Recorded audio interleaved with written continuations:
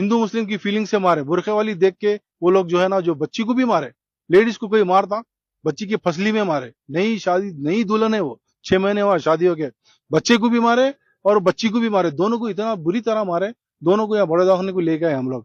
और उनके गले में जेवर था कुछ, वो जेवर भी मिसिंग है, कौन लिया क्या नहीं वो भी पता नहीं है। अस्सलाम वालेकुम। तेलंगाना के महबूब नगर से एक हैरान कर देने वाला वाकया सामने आया, जहां एक छोटा सा रोड एक्सीडेंट देखते ही देखते खूनी हमले और लूटमार में तब्दील हो गया। ये वाकया शादनगर से महबूब नगर रोड पर पेश आया, जहां एक शोहर और बीवी पर बेरहमी से हमला किया गया। रिपोर्ट के मुताबिक तलहा अपनी वाइफ फरहाना बेगम के साथ गाड़ी में सफर कर रहे थे। सफर के दौरान इनकी गाड़ी से एक लोकल शख्स की मोटरसाइकिल हल्की सी टकरा गई। शुरू में ये एक मामूली एक्सीडेंट लग रहा था, लेकिन कुछ ही देर में मामला इतना बिगड़ गया कि किसी ने सोचा भी नहीं होगा। बताया जा रहा है कि मोटरसाइकिल राइडर ने फौरन अपने दोस्तों को फोन किया। कुछ ही वक्त में कई लोग यहां जमा हो गए। आई विटनेसेस रिपोर्ट के मुताबिक देखते ही देखते बहस शुरू हो गई और जल्दी झगड़े में बदल गई। तलहा और फरहाना को घेर लिया गया और इन पर जबरदस्त हमला किया गया। इल्जाम है कि 20 के करीब अफराद ने मिलकर कपल्स को मारा पीटा। हमलावरों ने न सिर्फ इनको जख्मी किया, बल्कि फरहाना बेगम के गले से तकरीबन 5 तोला सोने का नेकलेस भी छीन लिया। नेकलेस स्नैच करने के बाद हमलावर मौके से फरार हो गए। हमले में तलहा और इनकी बीवी दोनों को चोटें आई है। दोनों काफी शौक में बताए जा रहे हैं, क्योंकि एक छोटी सी टक्कर के बाद इतना खौफनाक हमला इनके लिए किसी सदमे से कम नहीं था। महबूब नगर रूरल पुलिस के एक ऑफिसर ने मीडिया से बात करते हुए तस्दीक की है कि यह वाकया तकरीबन 11 बजे पेश आया। पुलिस का कहना है कि कपल ने इल्जाम लगाया कि उन पर 20 नामालूम अफराद ने हमला किया।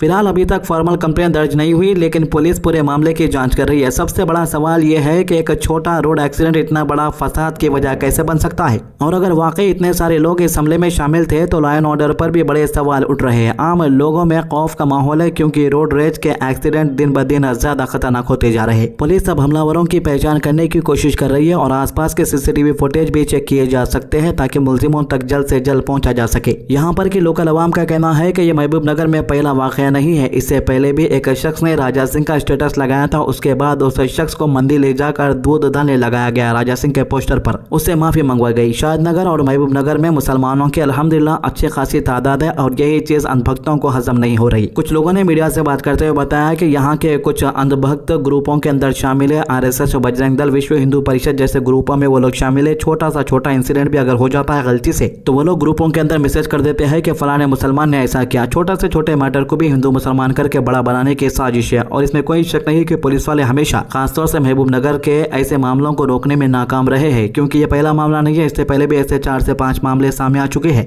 अब जाहिर सी बात है कि मुसलमानों के कोई भी ऑर्गेनाइजेशंस नहीं है, मुसलमानों के कोई भी ग्रुप नहीं है, व्हाट्सएप ग्रुप नहीं है। अपनी गली के जो छोटे मोटे लीडर रहते उन लोगों को अपन बुला के मामले को सॉल्व करने की कोशिश करते। फिर भी इस मामले के अंदर भी जो गली के, जो एरिया के, बस्ती के मुस्लिम लीडर्स है, वो लोग सामने आए। वो लोगों ने पुलिस से बात की और इंसाफ का डिमांड किया, और कर भी क्या सकते, अपन के पास कोई दूसरा ऑप्शन तो नहीं है। अब पुलिस वाले जिसके पास ताकत है ऐसी चीजें रोकने की, वो भी कमजोर पड़ चुके हैं। RSS, बजरंग दल, विश्व हिंदू परिषद जैसे ऑर्गेनाइजेशन के सामने हम लगातार देखते आ रहे हैं। नॉर्थ इंडिया रहो या साउथ इंडिया, दोनों में इस मामले को लेकर लोकल लीडरों का क्या कहना है, आइए सुनते हैं।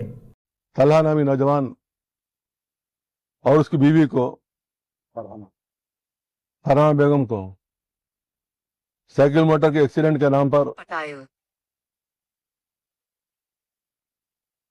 नीचे गिराकर बेतहाशा ज़दोगब किया। माँ बाप अताफ के गांव के।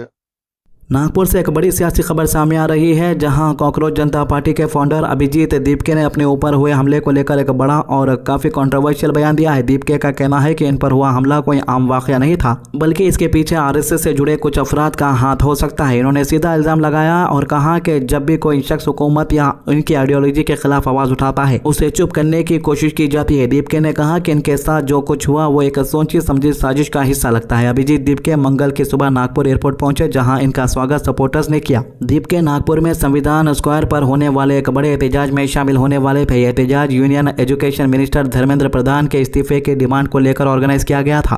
कांग्रेस जनता पार्टी का कहना है कि NEET UG paper leak scandal ने 1 करोड़ से ज्यादा स्टूडेंट का फ्यूचर दांव पर लगा दिया है और इसके लिए जिम्मेदारी तय होनी चाहिए। दीपके ने याद दिलाया कि जयपुर में मंडे को प्रोटेस्ट के दौरान इन पर हमला हुआ था। जब इनके सपोर्टर्स इन्हें कंधों पर उठाकर ले जा रहे थे तब 2 अफराद अचानक भीड़ में घुस आए और इन्हें कई बार थप्पड़ मारे। इस इंसिडेंट के बाद सिक्योरिटी एजेंसीज एक्टिव हो गई है और 2 जवानों को डिटेंशन में लिया गया। लेकिन दीपके का कहना है कि असली सवाल सिर्फ अटैकर्स की पहचान नहीं बल्कि उन लोगों का है जिन्होंने भेजा। मीडिया से बात करते हुए दीपके ने कहा कि मेरे हिसाब से कुछ लोग आरएसएस से ताल्लुक रखते हैं और मुझे इसमें कुछ नया नहीं लगता। जब भी कोई सरकार के खिलाफ या इनकी सोच के खिलाफ बोलता है तो दबाने की कोशिश होती है। इन्होंने ये भी कहा कि कुछ लोग इनके पुराने आरएसएस कनेक्शंस और प्राइम मिनिस्टर नरेंद्र मोदी से मुलाकात का भी जिक्र कर रहे हैं। इस पर दीपके ने तांज कसते हुए कहा, क्या सिर्फ इसलिए मुझ पर हमला किया गया क्योंकि मैं सच बोलना शुरू किया? दीपके का कहना है कि इन पर हुआ हमला असल मुद्दे से ध्यान हटाने की कोशिश है। इनके मुताबिक स्टूडेंट के साथ जो नाइंसाफी हुई है उस पर बात होनी चाहिए, लेकिन कुछ लोग असल सवालों से भाग रहे और पर्सनल अटैकर्स पर उतर आए हैं।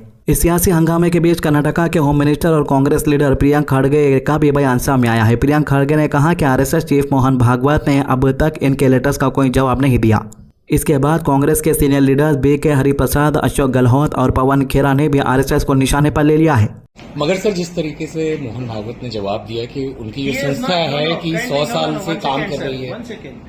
Mister Mohan Bhagwat has not reply to this letter. उनका जो उत्तर था त्रिशूर में था जून 13 को, और मेरा letter of course it is on 13 June but release yesterday, dispatched yesterday on June 15। Pawan Khera ने एक तीखा तनकीद भरा बयान देते हुए कहा, जो आरएसएस खुद को हिंदू धर्म का सबसे बड़ा मुहाफिज बताती है, आज अपने ही सरसंघचालक की हिफाजत के लिए Z+ सिक्योरिटी की मोहताज नजर आ रही है। इनका यह बयान सियासी माहौल को और ज्यादा गर्म कर रहा है। एक वीडियो देखा, मोहन भागवत जो अपने आप को सरसंघचालक मानते हैं किसी संस्था की जिसका नाम है आरएसएस, जो अपने आप को एक सांस्कृतिक संगठन बोलता है लेकिन तमाम तरह की राजनीतिक और अंडरग्राउंड एक्टिविटीज में शामिल रहता है। सरसंघचालक कहते हैं कि आरएसएस पंजीकृत इसलिए नहीं है, रजिस्टर्ड इसलिए नहीं है क्योंकि हिंदू धर्म भी पंजीकृत नहीं है, रजिस्टर्ड नहीं है। सुनकर भद्दा लगा, आपको भी लगेगा, अटपटा लगा। कहां हिंदू धर्म और कहां ये एक 2 कौड़ी का संगठन जो है या नहीं है इसके बारे में लोगों को जानकारी नहीं रहती, क्योंकि ना इनका मेंबरशिप रजिस्टर होता है, न इनके अकाउंट्स बुक होती हैं, न इनकम टैक्स के प्रति कोई जवाबदेही होती है, न भारत के किसी कानून के तहत ये आते हैं। एक छोटे दुकानदार को जीएसटी का पंजीकरण कराना पड़ता है। क्या कल को वो कह सकता है कि साहब हिंदू धर्म पंजीकृत नहीं है तो मैं अपनी दुकान पंजीकृत नहीं कराऊंगा? अरे मोहन भागवत जी, कुछ तो शर्म करिए। एक गली में क्रिकेट खेलने वाला क्या कहेगा मैं सुनील गावस्कर हूं, या अन्ना हजारे कह देगा मैं गांधी हूं? आइंदा जब आपको यह कहना पड़े कि आप पंजीकृत नहीं है तो उसका कारण बताइएगा, क्योंकि डी कंपनी भी पंजीकृत नहीं है। अनेक ऐसी संस्थाएं, अनेक ऐसे संगठन, अनेक ऐसे गैंग्स पंजीकृत नहीं है, इसलिए आरएसएस पंजीकृत नहीं है। आपका ऐसा संगठन, ये संघ के लोग कहते हैं साहब हम हिंदू धर्म की रक्षा करेंगे, अपने सरसंघचालक की रक्षा के लिए Z कैटेगरी चाहिए, चले हिंदू धर्म की रक्षा करने। जो 3 दिन में कहते हैं हम बॉर्डर पे आर्मी भेज देंगे हिंदुस्तान की रक्षा करने, हमारी फौज की हंसी उड़ाते हुए कहते हैं। एक बात तो साफ नजर आ रही है कि कहीं ना कहीं ऑपोजिशन को एक बात पता लग चुकी है कि मोदी सरकार जो कुछ भी कर रही है इसके पीछे आरएसएस का बड़ा हाथ हो सकता है। यही वजह है कि कांग्रेस जनता पार्टी रहो, कर्नाटका के होम मिनिस्टर रहो या कांग्रेस के बड़े लीडर चाहे वो राहुल गांधी ही रहो, खुलकर अब आरएसएस के खिलाफ बोल रहे हैं। ये एक अच्छी बात है कि ऑपोजिशन अब होश में आ चुकी है। तो ये 3 मामलों के अभी तक के अपडेट, हमारे चैनल को सब्सक्राइब कीजिए, वीडियो शेयर कीजिए। अल्लाह हाफिज।